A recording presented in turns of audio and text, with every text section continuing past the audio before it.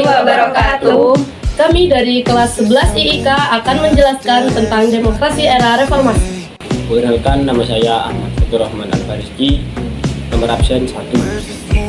Nama saya Fitri Dwi Tadiwi, absen 9. Nama saya Elsa Putri Nurrahman Syarani, absen 7.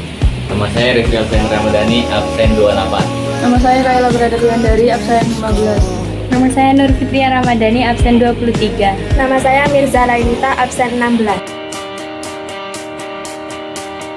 Pengertian demokrasi. Secara etimologis, demokrasi berasal dari bahasa Yunani, yaitu demos yang berarti rakyat atau penduduk suatu tempat, dan kratein atau kratos yang berarti kekuasaan atau kedaulatan. Jadi demokrasi adalah keadaan negara di mana dalam sistem pemerintahannya kedaulatan berada di tangan rakyat. Kekuasaan tertinggi berada dalam keputusan bersama rakyat. Rakyat berkuasa, pemerintahan rakyat, dan kekuasaan oleh rakyat. Pengertian reformasi. Reformasi adalah perubahan terhadap suatu sistem yang telah ada pada suatu masa. Di Indonesia, kata reformasi umumnya merujuk pada gerakan mahasiswa pada tahun 1998. Penjatuhan kekuasaan Presiden Soeharto atau era setelah Orde Baru. Kata reformasi sendiri pertama-tama muncul dari gerakan pembaruan di kalangan gereja Kristen di Eropa Barat pada abad ke-16 yang dipimpin oleh Martin Luther Ulrich Zwingli. Peran demokrasi masa reformasi tahun 1998 sampai sekarang. Berakhirnya masa Orde Baru ditandai dengan penyerahan kekuasaan dari Presiden Sugandi dan Presiden Soeharto pada tanggal 21 Mei 1998. Demokrasi yang dikembangkan adalah dengan mendasarkan pada Pancasila dan Undang-Undang Dasar 1945 dengan meningkatkan peran lembaga-lembaga tinggi antara lembaga eksekutif, legislatif, dan yudikatif. Lembaga eksekutif adalah salah satu cabang pemerintahan yang memiliki kekuasaan dan bertanggung jawab untuk menerapkan hukum. Lembaga legislatif adalah badan legislatif atau legislatur. Legislatif dikenal dengan beberapa nama seperti parlemen, kongres, atau majelis nasional. Lembaga yudikatif adalah lembaga atau badan negara yang mempunyai fungsi dan peran dalam hal mengadili perkara atas siapapun.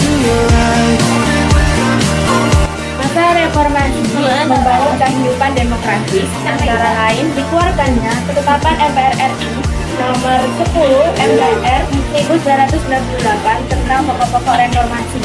Kedua, Ketetapan Nomor 7 MPR 1998 tentang pencabutan TAP MPR tentang referendum. Yang ketiga, TAP MPR RI Nomor 11 MPR 1998 tentang penyelenggaraan negara yang bebas dari KKN.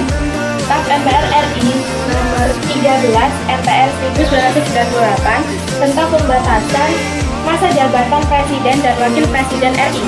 Yang terakhir, Amandemen UUD 1945 sudah sampai Amandemen 1, 2, 3, dan 4. Keberhasilan pelaksanaan demokrasi pada era reformasi pada tahun 1998 sampai sekarang. Yang pertama adalah demokrasi dari rakyat pribumi yang tertindas pada masa Soeharto. Jadi pada masa kepemimpinan Presiden Soeharto, tak jarang rakyat pribumi merasa tertindas oleh keputusan-keputusan petinggi negaranya sendiri. Yang kedua adalah kebebasan pers dalam berpendapat yang pada saat itu sering dicekam.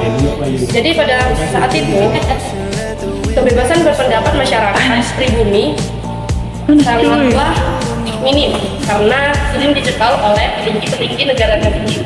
Yang ketiga adalah penggulingan penguasa yang dinilai tidak dapat memimpin atau tidak profesional dalam melakukan tugasnya sebagai pemimpin atau petinggi negara.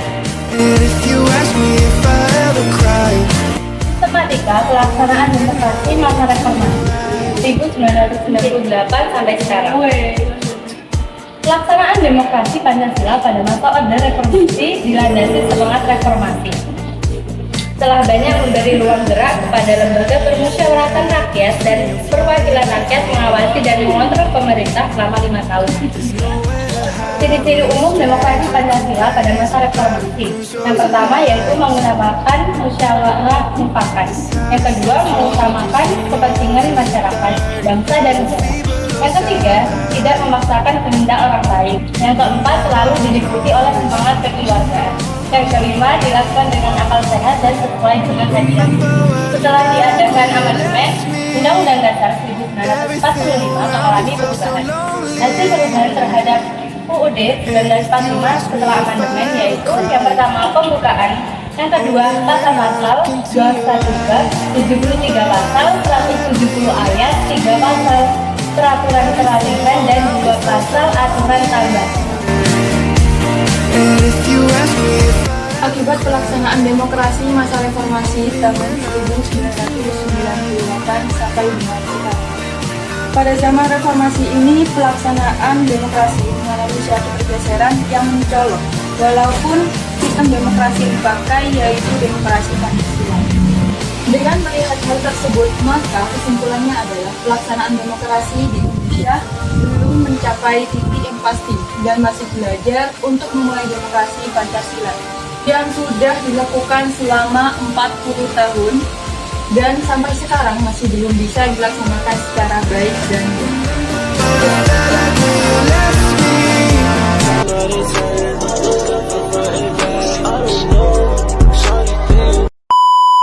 Sekian dari Kurang lebihnya, maaf. Assalamualaikum warahmatullahi wabarakatuh.